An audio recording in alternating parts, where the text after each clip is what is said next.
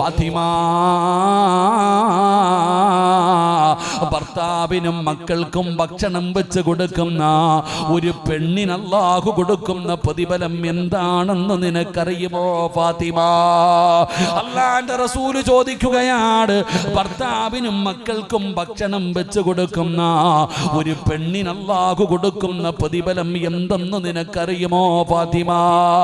ഇല്ല നബിയേ. അല്ലാഹുവിന്റെ പ്രവാചകൻ അവിടെന്ന് പറഞ്ഞു കൊടുക്കുകയാ, പടച്ചവനെ വാപ്പാ, നീ നിന്റെ പൊന്നാര മകളോട് പറഞ്ഞു കൊടുക്കണേ, നിന്റെ പെൺമക്കളോട് നീ പറഞ്ഞു കൊടുക്കണേ.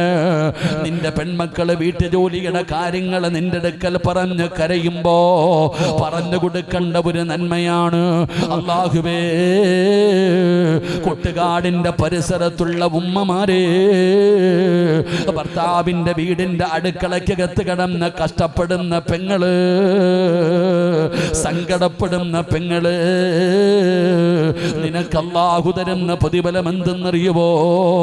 ആ അടുപ്പിന്റെ ചുവട്ടിൽ കിടന്ന് പുക കൊള്ളുന്നവളല്ലേ, ചൂടനുഭവിക്കുന്നവളല്ലേ പെങ്ങളെ, നട്ടുച്ച സമയത്ത് ആ തീയുടെ ചുവട്ടിൽ കിടന്ന് ജോലി ചെയ്യുമ്പോ നിന്റെ ശരീരം വിയർക്കുമല്ലോ.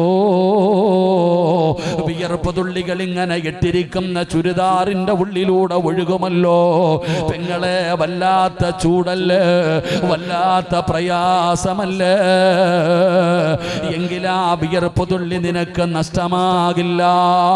ആ അടുക്കളയിൽ കിടന്നിട്ട് അല്ലാഹുവിന്റെ തൃപ്തി കരുതിയിട്ട് ഒരു പെണ്ണ് തന്റെ ഭർത്താവിനക്കും മക്കൾക്കും ഭക്ഷണം വെക്കുമ്പോ ഒരു തുള്ളി വിയർപ്പ് നിന്റെ ശരീരത്തിൽ നിന്ന് താഴെ വീണ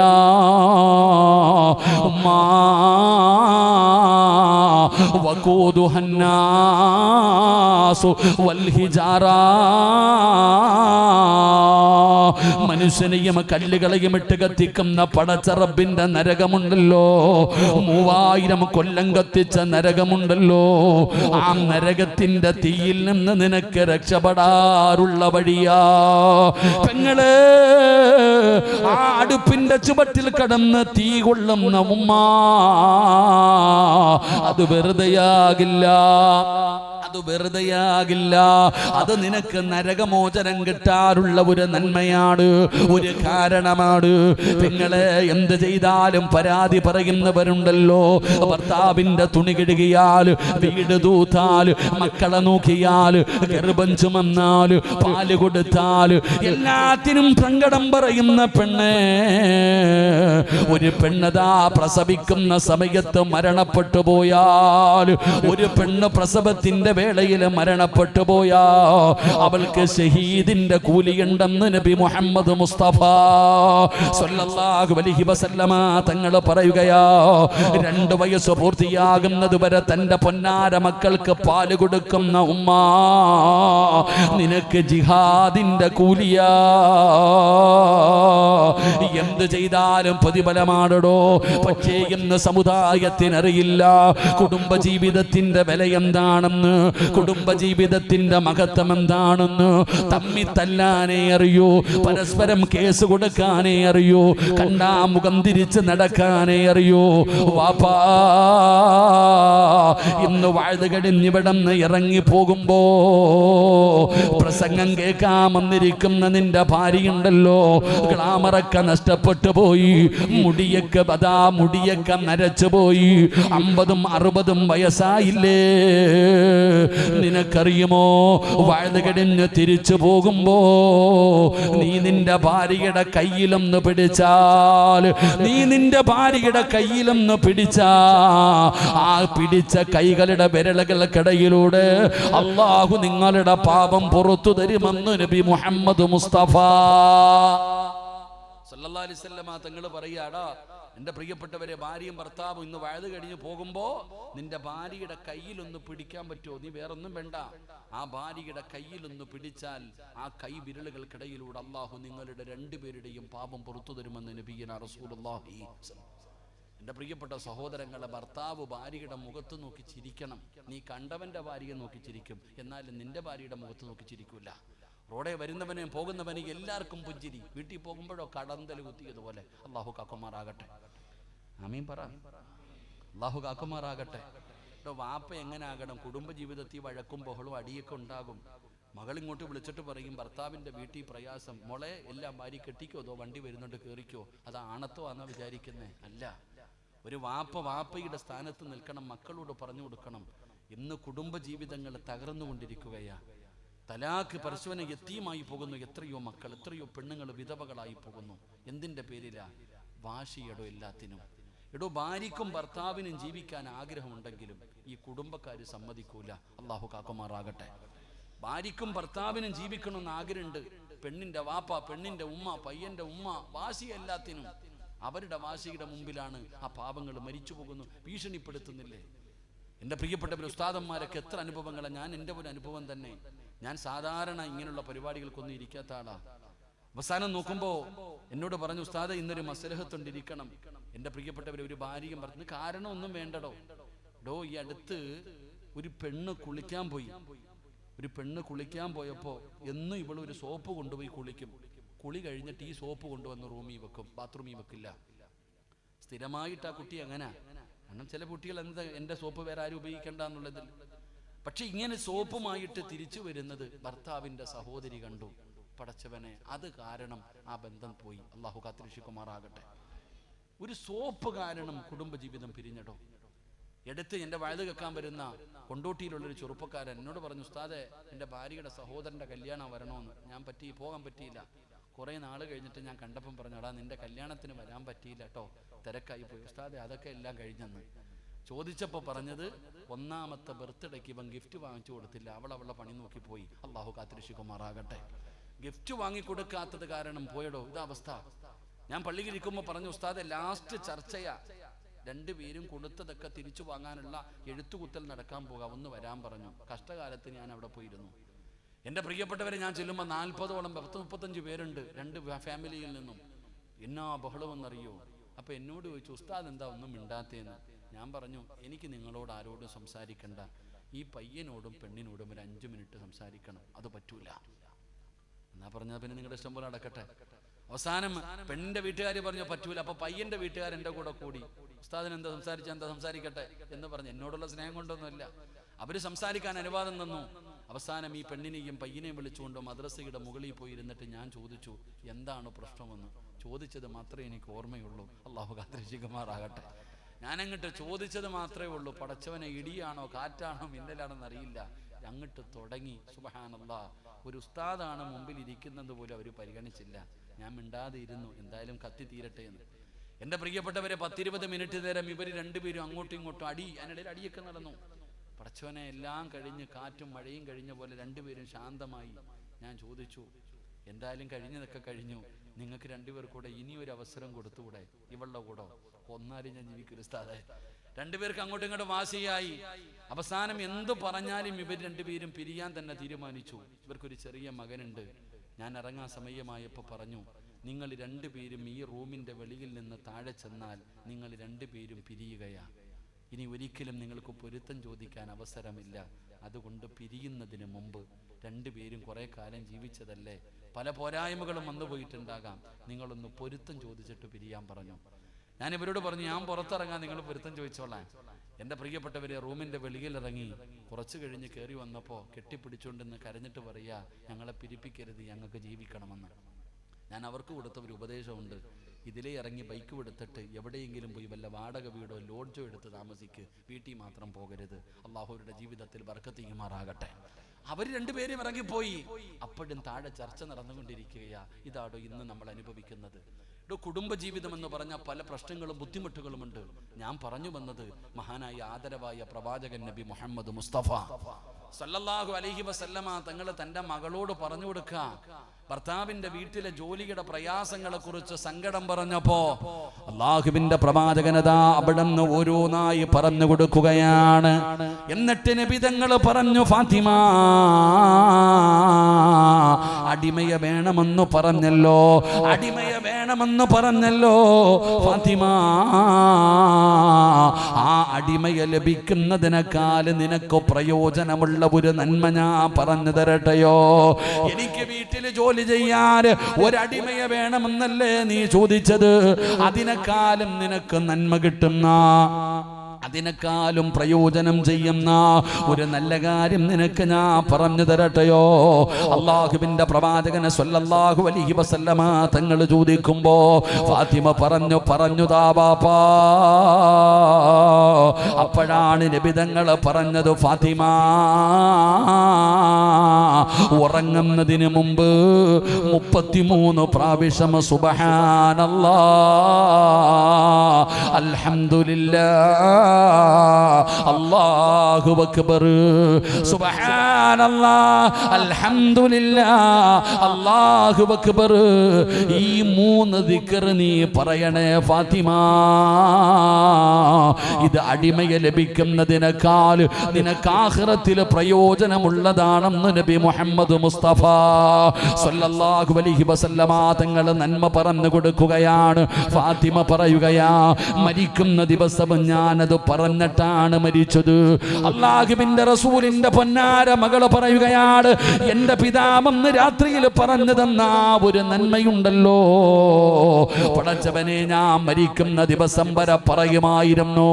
അലിയാര് തങ്ങൾ പറയുകയാ, ഫമാ തറക്തുഹാ ബഅദ അവിടെ നിന്ന് പറയുകയാ, ഫമാ തറക്തുഹാ ബഅദ സമിഅതുഹാ മിൻ റസൂലില്ലാഹ്.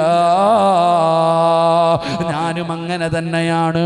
അന്ന് രാത്രി നബി തങ്ങൾ പറഞ്ഞു സുബ്ഹാനല്ലാഹ്, അൽഹംദുലില്ലാഹ്, അല്ലാഹു അക്ബർ, ഈ ദിക്ർ പറയണേ എന്ന് അന്ന് രാത്രിയിൽ എൻ്റെ മുത്തുനബി ഞങ്ങൾക്ക് പറഞ്ഞു തന്നു. അത് മരിക്കുന്ന കാലം വരെ ഞാനും മുടക്കിയിട്ടില്ല. അതുകൊണ്ട് ഈ സദസ്സിലിരിക്കുന്നവരോട് എനിക്ക് പറയാറുള്ളത്, നമുക്കുമൊന്ന് നന്മ ചെയ്യാം, നമുക്കുമൊന്ന് മത്സരിക്കാമടോ. ഞാൻ നിങ്ങൾക്കൊരു നന്മ പറഞ്ഞു തരാ, ചെയ്യാൻ കഴിയുമോ? അല്ലാഹുവിന്റെ റസൂല് പറയുകയാ, 4 കാര്യം ചെയ്യാതെ ഉറങ്ങല്ലേ, 4 കാര്യം ചെയ്യാതെ ഉറങ്ങരുത്, 4 കാര്യം ചെയ്യാതെ ഉറങ്ങരുത്. ഒരുപാട് കഷ്ടപ്പാടുള്ള കാര്യമല്ല, ഉറക്ക വഴികണ്ട കാര്യമല്ല, പൈസ ചെലവുള്ള കാര്യമല്ല. പടച്ചവനെ നമുക്ക് അതാ കിടക്കുന്നതിന് വേണ്ടി അതാ കിടപ്പറയിലേക്ക് കടന്നു ചെന്നു. ആ ബെഡിലിരുന്നു കൊണ്ട് ചെയ്യാൻ പറ്റുന്ന 4 കാര്യം പടച്ചവനെ, എന്റെ പ്രിയപ്പെട്ടവര്, അല്ലാഹുവിന്റെ ഖുർആനാ പറഞ്ഞത്, ഇന്നഹും കാനൂ യുസാരിഊന ഫിൽ ഖൈറാത്ത്. ഒരു നന്മ പറഞ്ഞു കഴിഞ്ഞാൽ, ഒരു നല്ല കാര്യം പറഞ്ഞു കഴിഞ്ഞാൽ ചെയ്യാനുള്ള മനസ്സാണ് വേണ്ടത്. അതുകൊണ്ട് ഞാൻ നിങ്ങളോട് പറയുകയാണ്, മരിക്കുന്ന കാലം വരെ ചെയ്യാൻ ഞാൻ പറയുന്നില്ല, എല്ലാ ദിവസവും ചെയ്യാൻ പറയുന്നില്ല. ഇന്നത്തെ ഒരു രാത്രിയെങ്കിലും നിങ്ങൾക്ക് ചെയ്യാൻ കഴിയുമോ? ഇന്നൊരു രാത്രിയെങ്കിലും നിങ്ങൾക്കിത് ചെയ്യാൻ കഴിയണം. ഇത് ചെയ്യാതെ ഉറങ്ങരുത്. റബ്ബേ, അതിനുള്ള ഈമാൻ നൽകണേ അല്ലാ. 4 കാര്യം ചെയ്യാതെ ഇന്നൊരൊറ്റ മനുഷ്യനും കടന്നുറങ്ങരുത്. അള്ളാഹു നമുക്ക് ഭാഗ്യം തരുമാറാകട്ടെ. എന്നും ചെയ്യണമെന്ന് ഞാൻ പറയണില്ല, ഇന്ന് ഒരു രാത്രിയെങ്കിലും നിങ്ങൾ ഇത് ചെയ്തിട്ട് വേണം ഉറങ്ങാൻ. അള്ളാഹു നമുക്ക് ഭാഗ്യം തരുമാറാകട്ടെ. ഇൻഷാ അല്ലാഹ് ചെയ്തൂടെ? ആ ചെയ്യാന്ന് നിയത്ത് ചെയ്യുന്നവരൊക്കെ ഒന്ന് കൈപൊക്കിക്ക്. ഒരു രാത്രിയല്ലേ ഉള്ളൂ, പൈസയുടെ ചിലവൊന്നുമില്ലല്ലോ, കഷ്ടപ്പാടൊന്നുമില്ല. അള്ളാഹു ബർക്കത്ത് ചെയ്യുമാറാകട്ടെ. ആമീൻ പറ. ഞാൻ ഇരുന്നോട്ടെ, എന്തിനാ ഞാൻ നിൽക്കണത്? ഇരുന്ന് പ്രസംഗിച്ചോട്ടെ, എനിക്ക് വിരോധമൊന്നുമില്ലല്ലോ. എന്തിനും ബുദ്ധിമുട്ടുണ്ടോ? കാലു എന്തിനാ സമാരൊക്കെ അറിയാം. ഒരു ഫാത്തിഹ ഓതിക്കെ, ലാ ഹദ്റത്ത് റൂഹി നബിയിന മുഹമ്മദിൻ സ്വല്ലല്ലാഹു അലൈഹി വസല്ലം. അൽ ഫാത്തിഹ.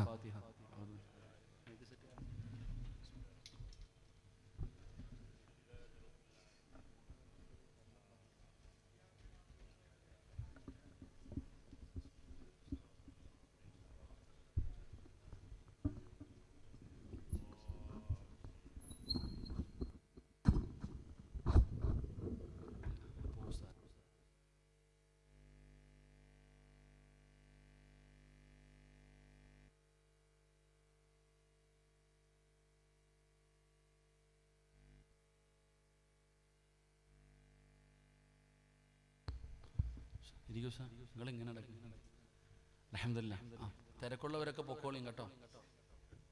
ആരെയും ഞാൻ നിർബന്ധിച്ച് പിടിച്ചിരുത്തൊന്നുമില്ല. വിശക്കുന്നവന് ഭക്ഷണം കൊടുത്തിട്ട കാര്യമുള്ളൂ. വീട്ടിൽ പോയി ഇൽമു പറയുന്ന കാലമൊക്കെ പോയി.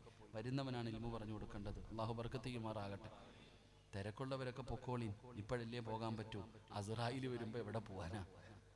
ഇപ്പോഴല്ലേ നമുക്ക് എഴുന്നേറ്റ് ഓടാനൊക്കെ പറ്റൂ. ഇപ്പൊ വഴുത് പള്ളിയിൽ നിന്ന് വേണമെങ്കിൽ ഓടാം, വഴുത് പറയുന്നിടത്ത് ഓടാം, എവിടുന്ന് വേണമെങ്കിലും എഴുന്നേറ്റ് ഓടാം. അസ്രായിൽ വരുമ്പോൾ എങ്ങും പോകത്തില്ല, അവിടെ തന്നെ കിടക്കും. അള്ളാഹു നമുക്ക് നല്ല മരണം തരുമാറാകട്ടെ, നല്ല മരണം തരുമാറാകട്ടെ. ഇൻഷാ അല്ലാഹ് ഒരു 4 കാര്യം ഇന്ന് മുതൽ ചെയ്തൂടെ? ഒരു ഇൻഷാ അല്ലാഹ് ഉറക്കെ പറഞ്ഞ്. ആർക്കും ശബ്ദമില്ല. പള്ളിയിലെ ഉസ്താദ് ദുആ ചെയ്യുമ്പോൾ ആമീൻ പറയാൻ പോലും ശബ്ദമില്ല നമുക്കൊന്നും. അള്ളാഹു എല്ലാവർക്കും ശബ്ദം നൽകുമാറാകട്ടെ. ശബ്ദമുണ്ടോ? എവിടെ? പള്ളിയിലെ ഉസ്താദ് ദുആ ചെയ്യുമ്പോൾ ഉസ്താദിന് തന്നെ തോന്നാറുണ്ട്, ഞാൻ ആർക്ക് വേണ്ടി അല്ലാഹ് ഇത് ചെയ്യണേ. കാരണം സദ്യ ഉണ്ണാനിരിക്കുന്ന പോലെ ഇരിക്കുന്നുണ്ട്, ഇലയിട്ടിട്ട് അങ്ങോട്ട് വിളമ്പി അടിക്കാൻ. കൈ പോലും ഉയർത്തുന്നില്ലല്ലോ നമ്മൾ, അല്ലേ? നിങ്ങൾ കണ്ടിട്ടുണ്ടോ പള്ളിയിൽ ആരാ കൈ ഉയർത്തുന്നത്? ഇങ്ങനെ അടക്കാം. സുബ്ഹാനല്ലാഹ്. അള്ളാഹു നമുക്ക് ഈമാൻ നൽകുമാറാകട്ടെ. ഞാൻ പഠിച്ചിറങ്ങിയതിന് ശേഷം ഒരു ജോലിക്ക് പോയി. എന്നെ ഒരു മരിച്ച വീട്ടിൽ കൊണ്ടുപോയി. മരിപ്പെല്ലാം കഴിഞ്ഞ് 3 7 എങ്ങാണ്ടായിരുന്നു, വർഷങ്ങളുടെ മുമ്പുള്ള കാര്യമല്ല. അപ്പോൾ ഒരു വീട്ടിൽ കൊണ്ടുപോയിട്ട് പറഞ്ഞു, ഉസ്താദ് ഒരു യാസീൻ ഓതി ദുആ ചെയ്യണം. അപ്പം ഞാനും ഒരു ഉസ്താദും കൂടെ റൂമിനകത്ത് കയറിയിട്ട് യാസീനൊക്കെ ഓതി ദുആ ചെയ്യാൻ സമയമായപ്പോൾ എൻ്റെ കൂടെ വന്ന ഉസ്താദ് പറഞ്ഞു, കാക്ക ദുആ ചെയ്യാൻ പോന്നു. ദുആ ചെയ്ത ഉസ്താദെ. ഞാൻ ഈ മനുഷ്യനും കൂടെ യാസീൻ ഓതി, കാക്ക ദുആ ചെയ്ത ഉസ്താദെ. 3 വട്ടം വിളിച്ചിട്ട് ആരും വരുന്നില്ല. ഞങ്ങൾ രണ്ടുപേരും മുഖാമുഖം നോക്കിയിരിക്കുക. ഞാൻ ചിന്തിച്ചു, എന്തായാലും ഒരു യാസീൻ ഓതി വേസ്റ്റ് ആക്കണ്ടല്ലോ. ഞാൻ പറഞ്ഞു, പടച്ചവനെ, ഈ ഓതിയ യാസീനിന്റെ പ്രതിഫലം എൻ്റെ വാപ്പാടെ ഖബറിലേക്ക് എത്തിച്ചിരിക്കണം അല്ലാഹ്. ഞാൻ ഇങ്ങനെ പറഞ്ഞപ്പോൾ എൻ്റെ കൂടെ ഇരുന്ന ഉസ്താദ്, സിറാജ് ഉസ്താദേ, ഈ ചങ്ങായിയുടെ വീട്ടിൽ ആരെങ്കിലും മരിച്ചിട്ടുണ്ടെങ്കിൽ അവർക്കും കൊടുക്കണേന്ന്. ഇതാടോ ഇന്നത്തെ ദുആയുടെ അവസ്ഥ. അള്ളാഹു കാത്തിരക്ഷിക്കുമാറാകട്ടെ. ഞാൻ എൻ്റെ അനുഭവം പറഞ്ഞ, നിങ്ങൾക്ക് ഇതിനെക്കാളും വലിയ അനുഭവങ്ങൾ കാണും. അതാണ് ഞാൻ പറഞ്ഞത്, ഇന്നത്തെ അവസ്ഥ അങ്ങനെ ആയിപ്പോയി. അള്ളാഹു നമ്മളെയൊക്കെ നന്നാക്കി തരുമാറാകട്ടെ. അള്ളാഹു നമ്മളെ നന്നാക്കി തരുമാറാകട്ടെ. ഒരു 4 കാര്യം പറയാൻ ചെയ്യൂലേ? നിങ്ങൾ വിചാരിക്കുക, എന്തേ ഉസ്താദെ ഇന്ന് മാത്രം ചെയ്യാൻ പറഞ്ഞത്? നാളത്തെ കാര്യം. എൻ്റെ പൊന്നാര ചങ്ങാതി, ഇടയ്ക്ക് വഴുത് കേട്ടിട്ട് ഈ കേട്ട വഴുത് തന്നെ ജീവിതത്തിൽ ചെയ്യാൻ സമയമില്ലാതായിരിക്കാം. എപ്പോൾ നോക്കിയാലും വഴുതല്ലേ. പണ്ടൊരു വഴുത് കേൾക്കണമെങ്കിൽ വല്ല റമദാനോ നബിദിനോ ഒക്കെ വരണം. ഇപ്പോഴോ രാവിലെ മുതൽ രാത്രി വരെ വഴുത. അള്ളാഹു കാത്തിരക്ഷിക്കുമാറാകട്ടെ. സ്റ്റേജ് വഴുത്, ഓൺലൈൻ വഴുത്, മൊത്തം ഓൺലൈൻ. ഈ അടുത്ത് ഞാൻ വഴുതിന് പോയപ്പോൾ ഒരു ഭർത്താവ് എന്നോട് പറഞ്ഞ, ഒരു 3 കഴിഞ്ഞ വ്യാഴാഴ്ചയാണെന്ന് തോന്നുന്നു, എവിടെ പോയപ്പോൾ ഒരു വാപ്പ എൻ്റെ അടുത്ത് പറഞ്ഞു, നിങ്ങളുടെ പ്രസംഗിക്കണ ഉസ്താദല്ലേ? എൻ്റെ പൊന്നുസ്താദ്, ഒരു കാര്യം പറയണം. ഈ പാവം പറയാൻ, ഞാൻ രാവിലെ 4:30 എഴുന്നേറ്റ് പള്ളിയിൽ പോയതാ സുബഹി നിസ്കരിക്കാൻ. തിരിച്ച് വീട്ടിൽ ചെന്നപ്പോൾ എൻ്റെ പെണ്ണുപിള്ളയ്ക്ക് ഒരു ഗ്ലാസ് ചായ ഇട്ട് തരാൻ സമയമില്ല. ചോദിച്ചപ്പോൾ പറയാ മജ്ലിസിൽ ഇരിക്കുകയാണെന്ന്. അള്ളാഹു കാക്കമാറാകട്ടെ. എടാ, സുബഹി നിസ്കരിക്കാൻ 4:30 എഴുന്നേറ്റ് പള്ളിയിൽ പോയിട്ട് നിസ്കരിച്ചിട്ട് വീട്ടിൽ പോയ ഭർത്താവ് ഒരു ഗ്ലാസ് കട്ടൻ ചായ ചോദിച്ചപ്പോൾ ഭാര്യ എന്ത് പറയാ? വേണമെങ്കിൽ ഇട്ട് കുടിച്ചോളാം, ഞാൻ എവിടാന്ന് ഹജ്ജ് ചെയ്തോണ്ടിരിക്കുവാന്ന്. അള്ളാഹു അഅലം. ഇതായിപ്പോയി. ഇവിടെ പണ്ട് ഒരു ചരട് ഓതണമെങ്കിൽ ഉസ്താദിന്റെ അടുത്ത് പോണ്ടേ? ഉസ്താദ് ഈ ഗ്ലാസ് വെള്ളം ഓതിത്താന്ന് പറഞ്ഞ തങ്ങന്മാരുടെ അടുത്ത് ഉസ്താദ് ഇപ്പൊ നിങ്ങൾ തന്നെ ഓതും. ഞാൻ ഈ അടുത്ത് എനിക്കറിയുന്നൊരു വീട്ടിൽ പോയപ്പോ, പടച്ചവനെ, ഒരാൾ വന്നിട്ട് പറയുന്നു, താത്ത ആട് ഭക്ഷണമൊന്നും കഴിക്കുന്നില്ല, ആ ഓതിയ വെള്ളം തരാൻ. അപ്പൊ ഞാൻ ആലോചിച്ച്, എന്താ അല്ലാ, നേരെ അകത്ത് പോയിട്ടൊരു പാത്രത്തിൽ വെള്ളം എടുത്തുകൊണ്ട് കൊടുത്തു. എന്താണെന്നൊന്നും പിടികിട്ടിയില്ല. പിന്നീട് ചോദിച്ചപ്പോൾ പറഞ്ഞു, അത് രാവിലെ മജ്ലിസിൽ ദിക്ർ പറഞ്ഞിട്ട് ഓതി വെച്ചതാണ്. അള്ളാഹു കാത്തിരക്ഷിക്കുമാറാകട്ടെ. ഇതായിപ്പോയുടെ മൊത്തം. ഞാൻ പരിഹസിച്ചതും കളിയാക്കിയതല്ല. നിങ്ങൾ എന്ത് വേണമെങ്കിലും കേട്ടോ, പക്ഷെ അതിനൊക്കെ ഒരു പരിധി ഉണ്ടാകണം, ഒരു അദബും മര്യാദ ഉണ്ടാകണം. കേട്ട് കേട്ട് കേട്ട് മൊത്തവും പോയി. അള്ളാഹു കാത്തിരക്ഷിക്കുമാറാകട്ടെ. അള്ളാഹു കാത്തിരക്ഷിക്കുമാറാകട്ടെ. പക്ഷെ അതൊരു നന്മ ചെയ്യൂലേ? നിങ്ങൾക്കൊക്കെ സുഖമാണോ? സുഖമാണോ? വെടി കൊണ്ടതുപോലെ ഇരിക്കുന്നു. എനിക്ക് സുഖമാണോ എന്ന് ചോദിക്കുമ്പോൾ ചിലർ അങ്ങനെ വാ തുറന്ന് കാണിക്കാം, ആന്ന്. അള്ളാഹു കാത്തിരക്ഷിക്കുമാറാകട്ടെ. അങ്ങനെ പറഞ്ഞാൽ എന്താ അഭിപ്രായർത്ഥം? അതാ ഞാൻ പറഞ്ഞു, വഴുത് കേൾക്കുന്നുണ്ട്, ഒന്നുമില്ല. എടാ, സുഖമാണോ എന്ന് ചോദിക്കുമ്പോൾ വാ തുറന്ന് കാണിക്കാൻ പാടില്ല എന്നല്ലേ മഹാനായ നബിയുനാ റസൂലുള്ളാഹി സ്വല്ലല്ലാഹു അലൈഹി വസല്ലമ തങ്ങൾ ഒരിക്കൽ മസ്ജിദുൻ നബവി ഇരിക്കുക. അപ്പോൾ സഹാബി കയറി വന്നു. അപ്പൊ നബിതങ്ങൾ ചോദിച്ചു, യാ ഫുലാൻ, നമ്മുടെ പള്ളിയിലെ ഖതീബ് യുഗത്തിലെ ഹബീബെ അജരെ സുഖമാണോ എന്ന് ചോദിക്കുന്ന പോലെ നബിതങ്ങൾ ചോദിച്ചു, നിങ്ങൾക്ക് സുഖമാണോ? ആ സ്വഹാബി പറഞ്ഞു, അൽഹംദുലില്ലാ ഖൈർ, അൽഹംദുലില്ലാ റാഹത്താണ് നബിയെ. അവർ മറുപടി കേട്ടപ്പോൾ നബിതങ്ങൾ പറഞ്ഞു, അള്ളാഹു നിനക്ക് ബറക്കത്ത് ചെയ്യട്ടെ. എന്ന രണ്ടാമതൊരു ചങ്ങാതി പുറകെ കയറി വന്നു. അദ്ദേഹത്തോടും ഇതേ ചോദ്യം തന്നെ ചോദിച്ചു, സുഖമാണോ? ആ ചങ്ങാതി പറഞ്ഞു സുഖമാണ്. ഖൈർ റാഹത്ത് എന്തോ പറഞ്ഞു. നബി തങ്ങളൊന്നും വേണ്ടിയില്ല, ചിരിച്ചു. അപ്പൊ ഈ സഹാബി ചോദിച്ചു, എനിക്കെന്തേ നബിയെ ദുആയില്ലേ? ആദ്യം വന്ന ആളോട് ചോദിച്ച അതേ ചോദ്യം തന്നെ എന്നോട് ചോദിച്ചത്. അദ്ദേഹത്തിന്റെ ബർക്കത്തിന് വേണ്ടി ദുആ ചെയ്ത് എനിക്ക് ബർക്കത്തില്ലേ? അപ്പോഴാ പറഞ്ഞേ, നീ ഒരു അൽഹംദുലില്ലാ പറഞ്ഞിരുന്നെങ്കിൽ എത്രയോ നല്ലതായിരുന്നു എന്ന് നബിയന റസൂലുള്ളാഹി. അപ്പൊ ഇനി പറ, സുഖമാണോ? എങ്ങനെ കേട്ടില്ലല്ലോ? എങ്ങനെ എന്താ നേരത്തെ പറയാഞ്ഞ? അതങ്ങനെ അവസ്ഥ, അത് നിങ്ങൾക്ക് മാത്രമുള്ളതല്ലേ അതൊക്കെ. ഞാൻ പറഞ്ഞ അത് നിങ്ങൾക്കുള്ളതല്ലേ, ഞങ്ങൾക്കൊന്നുമില്ല. ഒരു അൽഹംദുലില്ലാ പറയാ നമുക്ക് മടിയാ. ഇത് പറഞ്ഞതുകൊണ്ട് എന്തെങ്കിലും നഷ്ടമുണ്ടോ? നമുക്ക് ലാഭമല്ലേ ഉള്ളൂ. ഈ കടയിൽ കച്ചവടം ചെയ്യുന്നവരോട് ചോദിച്ചാൽ, അളിയ കച്ചവടമൊക്കെ ഉണ്ടോടാ? പിന്നെ വൈകുന്നേരം ആകുമ്പോൾ 3000 4000 മാസം നല്ല വരുമാനം ഉണ്ടടാ. അപ്പൊ ഈ കേൾക്കണമെന്ന് വിചാരിക്കും, ഇവനെ കൊറോണ ഒന്നും പിടിച്ചില്ലേ അല്ല. ഇവിടെ ഓരോ മനുഷ്യന്മാര് കച്ചവടം ഇല്ലാതെ തെക്ക് വടക്ക് നടക്കുമ്പോൾ ഇവന് മാത്രം ഇത്ര കച്ചവടം എവിടാ? പിന്നെ മുട്ട ഒഴിച്ചിട്ടു എന്ന് പറഞ്ഞിട്ട് വല്ല കാര്യമുണ്ടോ? അള്ളാഹു കാക്കുമാറാകട്ടെ, അള്ളാഹുമാറാകട്ടെ. എടാ ഇന്ന് വയത് കഴിഞ്ഞ് പോകുമ്പോ ആമിന ആയിഷാടിക്ക്, ആയിഷ അങ്ങനെ ഉണ്ടടി മച്ചായിക്ക്? ഒന്നുമില്ലടി, ആകെ ബുദ്ധിമുട്ടും പ്രയാസം, അല്ലാ തട്ടിയും മുട്ടിയും ഇങ്ങനെ പോണ്. അപ്പൊ അവള് മനസ്സിൽ ചിന്തിക്കും, ഇവളെത്തിങ്ങാനേലായല്ലോ, ഒരു സന്തോഷം. മറിച്ചിട്ട് ഒരു അൽഹംദുലില്ലാ പറഞ്ഞാലോ, അതിനകത്തൊന്നുമില്ലടോ, ഉണ്ടെന്നുമില്ല, ഇല്ലാന്നുമില്ല. അൽഹംദുലില്ലാ, അള്ളാഹുവിനെ സ്തുതിക്ക്, അള്ളാഹു ബർക്കത്ത് ചെയ്യുമാറാകട്ടെ. ഇനി പറ, സുഖമല്ലേ? ജീവിതമൊക്കെ എങ്ങനെയുണ്ട്? കച്ചവടമൊക്കെ എങ്ങനെയുണ്ട്? കുടുംബജീവിതമൊക്കെ എങ്ങനെയുണ്ട്? ആരോഗ്യമൊക്കെ എങ്ങനെയുണ്ട്? എല്ലാത്തിൻ്റെ കയ്യിലും പൈസ ഉണ്ടോ? പൈസ ഉണ്ടോ എന്നല്ല ചോദിക്കുമ്പോ തന്നാ മതി, വെച്ചോ, അള്ളാഹു ബർക്കത്ത് ചെയ്യുമാറാകട്ടെ. അപ്പൊ അൽഹംദുലില്ലാ, ഈ അൽഹംദുലില്ലാ മതി രക്ഷപ്പെടാൻ. പൈസ ഒന്നും വേണ്ട, നിങ്ങൾ അൽഹംദുലില്ലാ പറഞ്ഞു, അള്ളാഹു ബർക്കത്ത് ചെയ്യുമാറാകട്ടെ. അപ്പൊ ഇൻഷാ അല്ലാഹ് ഒരു 4 കാര്യം പറയാം. ഇൻഷാ അല്ലാഹ് ചെയ്യൂലേ? നിർത്താറായോ? എന്തിനാ വാച്ചി നോക്കണേ? 10:30 വരെ സമയമുണ്ടല്ലോ. 10 മണിയായപ്പോഴേ വാച്ചി നോക്കുന്ന ആൾക്കാർ. ആ നോക്കിയ മനുഷ്യന്റെ ആക്കിബത്ത് അല്ലാഹു നന്നാക്കി കൊടുക്കുമാറാകട്ടെ. നല്ല ഇടയ്ക്കിടയ്ക്ക് വാച്ച് നോക്കണപ്പാ, അതേ അത്യാവശ്യം കാണുമായിരിക്കും. 4 കാര്യം ചെയ്യാതെ നിങ്ങൾ കിടന്നുറങ്ങരുത്. അല്ലാഹു നമ്മുടെയൊക്കെ മജ്‌ലിസ് പരിപൂർണമായി സ്വീകരിക്കുമാറാകട്ടെ.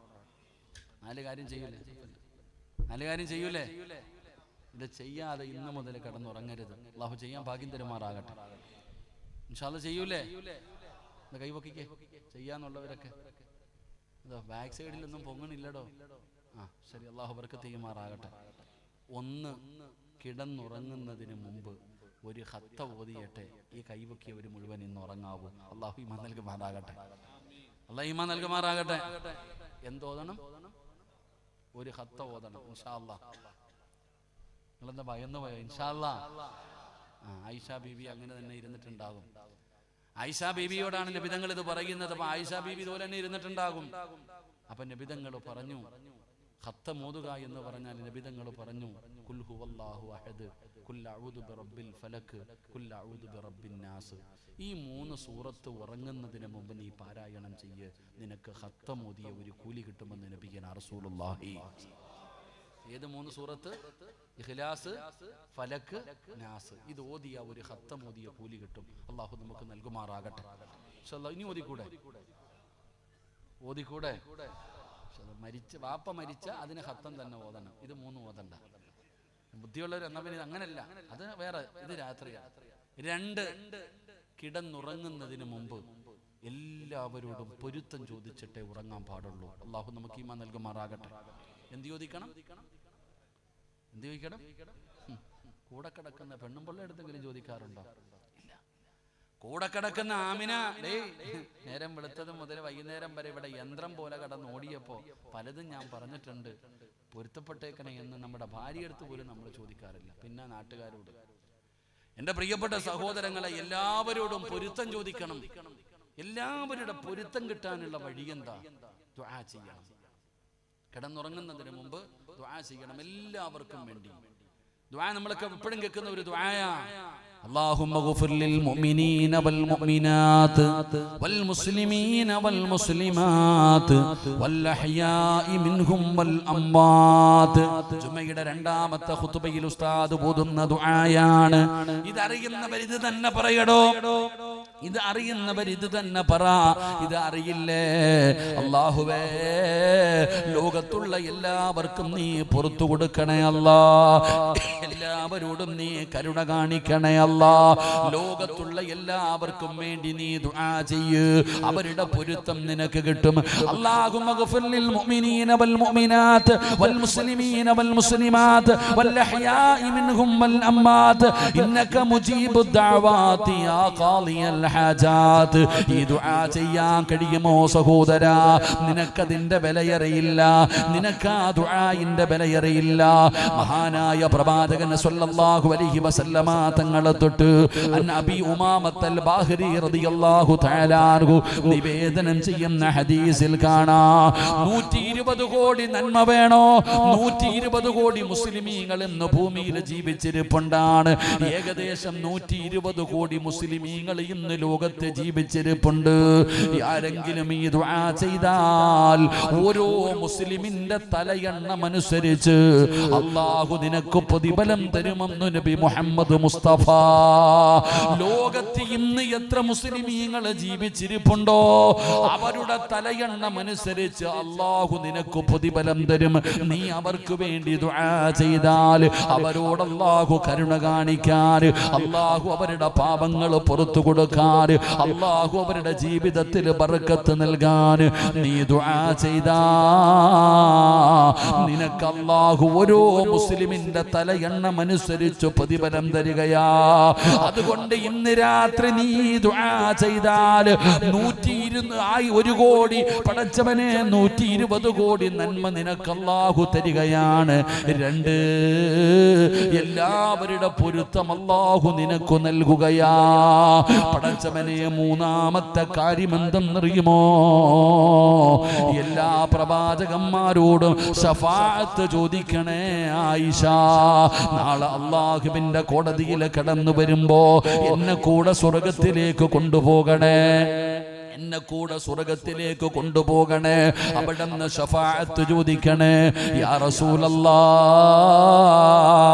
നിങ്ങളെ അല്ലാതെ വേറൊരു പ്രവാചകനെ ഞാൻ കണ്ടിട്ടില്ലല്ലോ നബിയേ. പിന്നെ എങ്ങനെയാണ് ആയിഷ ഒരു 10 സ്വലാത്ത് പറ ആയിഷ, ഒരു 10 സ്വലാത്ത് പറ ആയിഷ. പ്രവാചകന്മാരുടെ ശഫാഅത്ത് നിനക്ക് ലഭിക്കുമെന്ന് ആദരവായ പ്രവാചകൻ നബി മുഹമ്മദ് മുസ്തഫ സല്ലല്ലാഹു അലൈഹി വസല്ലമ തങ്ങൾ പറയുകയാണ്. 4ാമത്തെ കാര്യം എന്തെന്നറിയുമോ? ഹജ്ജും ഉംറയും ചെയ്യാതെ ഉറങ്ങല്ലേ, ഹജ്ജും ഉംറയും ചെയ്യാതെ ഉറങ്ങല്ലേ. പലർക്കും ആഗ്രഹമുണ്ടോ? ഹജ്ജിന് പോകാൻ കൊതിക്കുന്നവരുണ്ടല്ലോ, ഉംറയ്ക്ക് പോകാൻ കൊതിക്കുന്നവരുണ്ടല്ലോ. അല്ലാഹുവേ, മരിക്കുന്നതിന് മുമ്പ് നീ ഞങ്ങളെ അവിടെ എത്തിക്കണേ അല്ലാ. മരിക്കുന്നതിന് മുമ്പ് ഹജ്ജും ഉംറയും ചെയ്യാനുള്ള ഭാഗ്യം തരണേ അല്ലാ. എന്റെ പ്രിയപ്പെട്ടവരെ, ഹജ്ജും ഉംറയും ചെയ്ത കൂലി വേണോ? കിടന്നുറങ്ങാൻ വേണ്ടി വിരിപ്പിനകത്തിരിക്കുമ്പോ അവിടെ ഇരുന്ന് കൊണ്ട് പറയണം സുബ്ഹാനല്ലാഹ് 33 പ്രാവശ്യം, അൽഹംദുലില്ലാഹ് 33 പ്രാവശ്യം, അല്ലാഹു അക്ബർ 34 പ്രാവശ്യം, ലാ ഇലാഹ ഇല്ലല്ലാഹ് ഒരു പ്രാവശ്യം പറഞ്ഞിട്ട് കിടക്കണേ വാപ്പാ. നിനക്ക് വല്ലാത്ത പ്രതിഫലമാണ്, നിനക്ക് വല്ലാത്ത പ്രതിഫലമാണ്. എന്തിനാണ് ഞാനിത് പറഞ്ഞതെന്നറിയുവോ? അല്ലാഹുവിന്റെ റസൂൽ തന്റെ കരളിന്റെ കഷ്ടമായ പൊന്നാര മകളോട് പറഞ്ഞു കൊടുക്കുകയാ, ഫാത്തിമ കിടന്നുറങ്ങുന്നതിന് മുമ്പ് സുബ്ഹാനല്ലാഹ് അൽഹംദുലില്ലാഹ് അല്ലാഹു അക്ബർ, ഇതാണ് നിനക്ക് നല്ലതെന്ന് നബി മുഹമ്മദ് മുസ്തഫ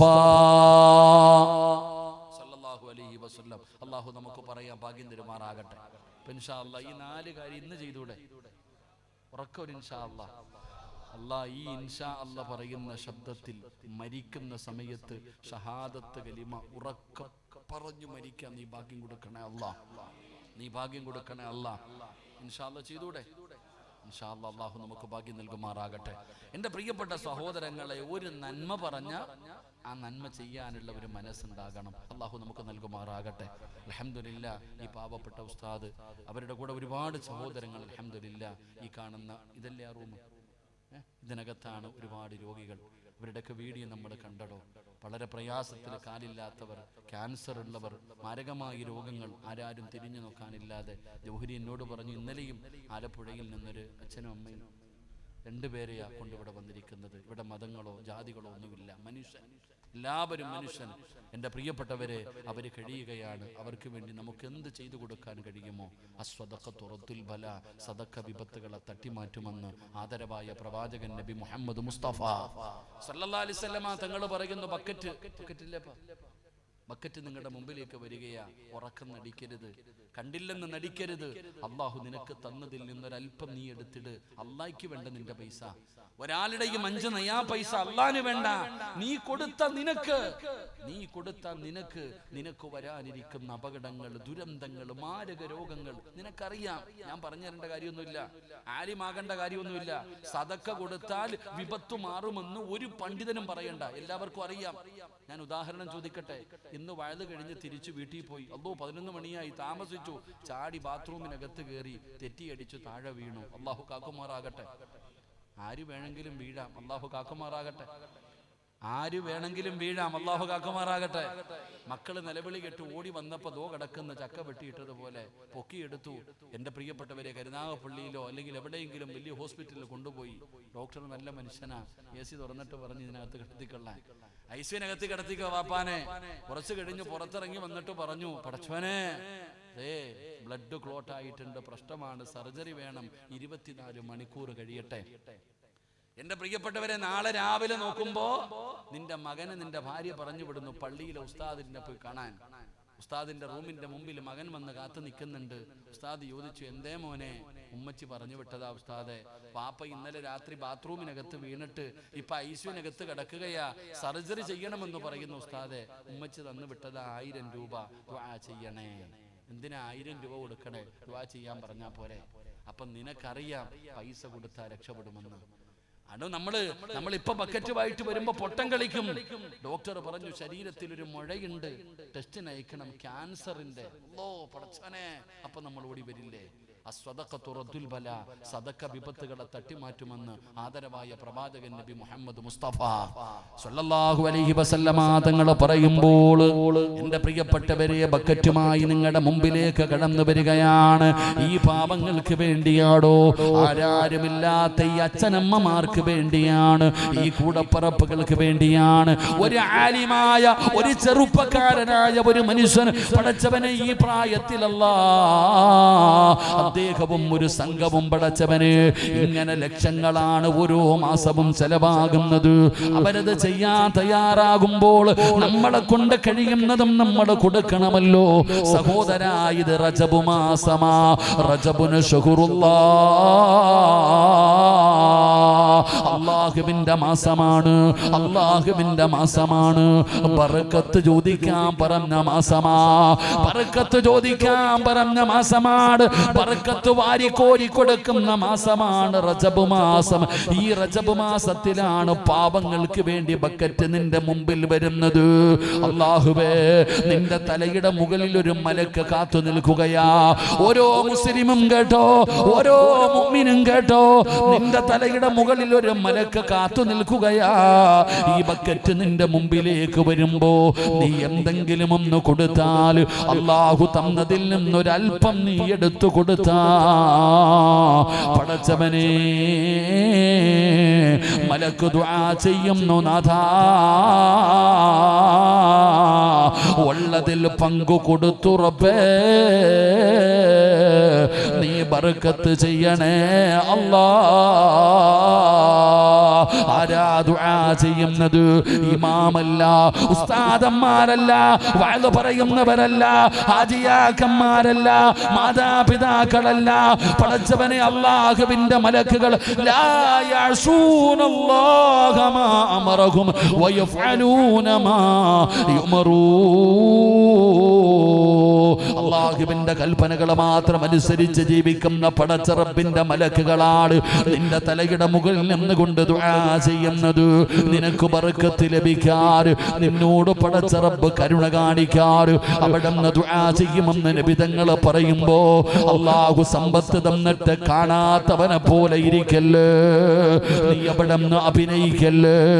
ആ മക്കള് നിങ്ങളുടെ മുമ്പിലേക്ക് വരികയാ പാപങ്ങൾക്ക് വേണ്ടി. ആ സമയത്ത് അള്ളാഹു തന്നതിൽ നമ്മൊരൽപ്പം കൊടുക്കാതെ നീ എങ്ങാണം പിടിച്ചു വെച്ചാ അപ്പോഴും തലയുടെ മുകളിൽ നിൽക്കുന്ന മലക്കു പറയുകയാ, നാഥാ ഇവന് പിടിച്ചു വെച്ചതുപോലെ നീയും പിടിച്ചു വെക്കണേ അല്ലാ. അല്ലാഹു നിന്റെ വരുമാനം കുറയ്ക്കും സഹോദരാ. വന്നുകൊണ്ടിരുന്ന വരുമാനമുണ്ടല്ലോ, അതെങ്ങാനും അല്ലാഹു വന്ന് പിടിച്ചു വെച്ചാൽ പിന്നെ എന്ത് ചെയ്യും സഹോദരാ? അതുകൊണ്ട് എന്റെ പ്രിയപ്പെട്ടവരോട് പറയുകയാണ്, കൊടുക്കടോ. അല്ലാഹുവിന്റെ റസൂല് പറയുകയാ, ഒരുപാട് രോഗം പിടിച്ചവരുണ്ടല്ലോ ഉസ്താദേ, ഒരുപാട് മരുന്ന് കഴിച്ചു, ഒരുപാട് മരുന്ന് കഴിച്ചു, ഏതൊക്കെയോ ഹോസ്പിറ്റലുകളിൽ വലിയ വലിയ ഡോക്ടർമാരെ കൊണ്ടുപോയി കാണിച്ചു. എന്റെ രോഗം മാറുന്നില്ല, എന്റെ വേദന മാറുന്നില്ല, എന്റെ പ്രയാസം മാറുന്നില്ല. സങ്കടം പറയുന്ന വാപ്പാ നബി തങ്ങൾ പറയുകയാ, സ്വഹാബാ അല്ലാഹുവിന് ചില അടിമകളുണ്ട്, അല്ലാഹുവിന് ചില അടിമകളുണ്ട്. ആ അടിമകൾക്ക് രോഗം വന്നാ അവര് സദക്ക കൊടുത്ത് ചികിത്സിക്കുമെന്ന് നബി മുഹമ്മദ് മുസ്തഫ സല്ലല്ലാഹു അലൈഹി വസല്ലമ തങ്ങൾ പറയുന്നു, അല്ലാഹുവിന് ചില അടിമകളുണ്ട്, ആ അടിമകൾക്ക് രോഗം വന്നാ അവര് സദക്ക കൊടുത്ത് ചികിത്സിക്കും. അല്ലാഹു നമ്മളെ കാത്തിരക്ഷിക്കുമാറാകട്ടെ, അല്ലാഹു നമ്മളെ കാത്തിരക്ഷിക്കുമാറാകട്ടെ. ആരെല്ലാം ഈ ബക്കറ്റിന്റെ അകത്ത് പൈസ ഇട്ടോ, റബ്ബേ നീ അവരെ കൈവിടല്ലേ റഹ്മാനെ, നീ അവരെ കൈവിടല്ലേ റഹ്മാനെ. നമുക്ക് വലിയ മടിയാടോ ഇങ്ങനെയുള്ള കാര്യങ്ങളൊക്കെ കൊടുക്കാൻ. എൻ്റെ പ്രിയപ്പെട്ടവരെ, എത്ര വലിയ ഒരു കാര്യമാണ് ഈ ഉസ്താദന്മാർ. എത്ര പേരുണ്ട് കൂട്ടായ്മ? 11 പേരടങ്ങുന്ന ഒരു സംഘം. അല്ലാഹു കബൂലാക്കുമാറാകട്ടെ. ഷായൊക്കെ ഉണ്ടോ? ഷാ നമ്മുടെ ഞാൻ ഇന്ന് വന്നപ്പോഴാണ് എൻ്റെ ഒരു പഴയ ചങ്ങാതിയാണ് ഷാ. ഡോക്ടറാണോ? ഷാന്ന് നമ്മുടെ എൻ്റെ കടുവാപ്പള്ളി പഠിക്കുമ്പോൾ എൻ്റെ ജൂനിയർ ആയിരുന്നു തോന്നുന്നു. ഇന്നാണ് വർഷങ്ങൾക്ക് ശേഷം അൽഹംദുലില്ലാ നല്ല നിലയിലായി. ഷായെ കണ്ടപ്പോൾ എനിക്ക് വലിയ സന്തോഷമായി. ഇന്ന് വലിയ ഹോസ്പിറ്റലിൻ്റെ ഒക്കെ മുതലാളിയാണ്. അവിടെ എലിസ്റ്ററില്ലേ, നല്ല റോഡ് സൈഡിൽ. അൽഹംദുലില്ലാ, അല്ലാഹു ബർക്കത്ത് ചെയ്യുമാറാകട്ടെ, അല്ലാഹു ബർക്കത്ത് ചെയ്യുമാറാകട്ടെ. നമ്മുടെ കൂടെ പഠിച്ചൊരു ശരീക ഇന്ന് നല്ല നിലയിലായി. അല്ലാഹു ജീവിതത്തിൽ ഖൈറും ബറക്കത്തും ഐശ്വര്യവും ഒക്കെ നൽകുമാറാകട്ടെ.